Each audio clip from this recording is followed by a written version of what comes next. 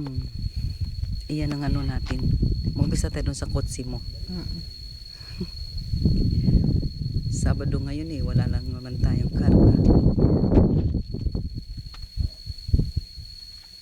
Laki-laki pa. Oo talaga. Teka, ilang years pa lang to na ano, na Ha? buksan. Wala pang 2 taon. Pero nag-umpisa ko 2011. Laki pa ng bundok ko yun. Oh. Hanggang doon yan. Ang maganda lang dito pagka oras, ito kasi ginawa nilang parang tinakip doon. Para hindi mag-erode. Erode o yun. Oo. Kasi pag mag-erode yan, maging ano, magkaroon ng slide, di ba? Oo. Kaya nga, nung inaano ko yung pangalan mo doon sa governor's office. Ah, si Doktora. Saan niya? Hi.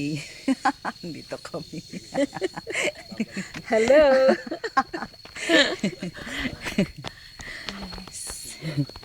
So ngayon, maglakad-lakad tayo doon sa dulo. Ito yung lugar ko. Ayan.